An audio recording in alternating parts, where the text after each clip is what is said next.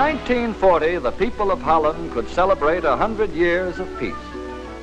Germany had promised to respect the neutrality of a country famous for her canals, her tulips, her clean cities, and her peace-loving people. This nation of 9 million had produced 9 Nobel Prize winners. Through the successful and peaceful management of their own country, the standard of living in Holland was raised until the Dutch death rate from natural causes was the lowest in the world.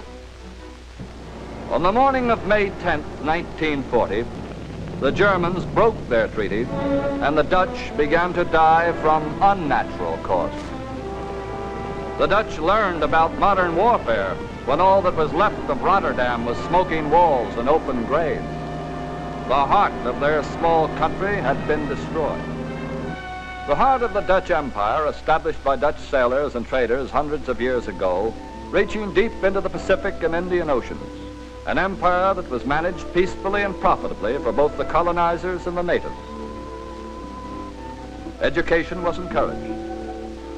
The peaceable natives retained their traditions, observing their ancient dances and customs until the Japanese, allies of the enemy that had destroyed Rotterdam and occupied Holland, attacked the outpost of the Netherlands Empire, swarming over the beaches and boundaries, overwhelming the native troops in the early days of Japanese surprise warfare. The government of the Dutch Empire escaped to London to carry on the war in exile under the leadership of Queen Wilhelmina.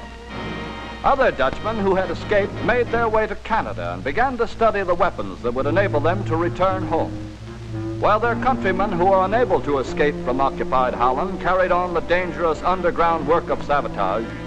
These soldiers hardened and drilled themselves for the day when they could fight their way back.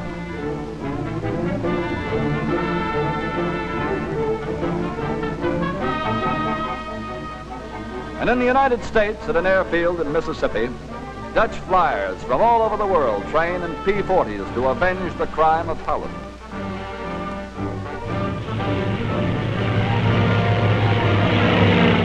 This is a father and his son, separated up until now by the fortunes of war.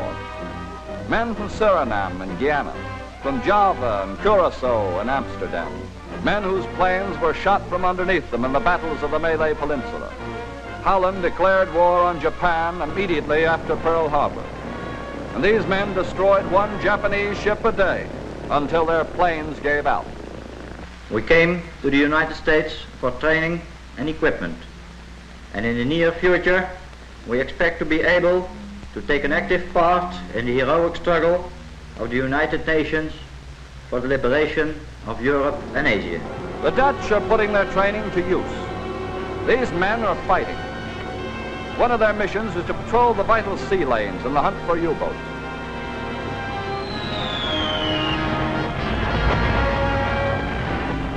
Seafaring Dutchmen, the descendants of sailors who once ruled the seas of the world, patrol the coastal waters of the colonies.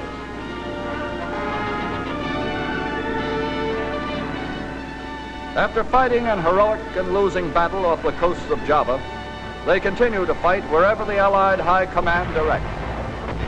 Dutch anti-aircraft guns are bringing down a mounting toll of German planes.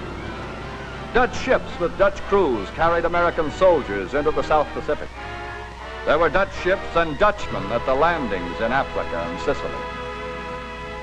And at the training camps in the United States, they continue to observe the customs of their homes. You take off your shoes to eat a rice tafel. Eating this dish takes skill and practice, and the ceremony reminds these Javanese flyers of their homes in Japanese-occupied Java. The ceremonial dances are the same, but the place is a Mississippi recreation hall and not an island in the east.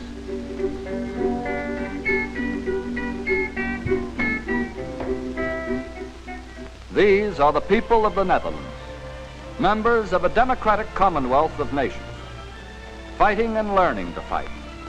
A peaceable people whose only road home lies across a battlefield.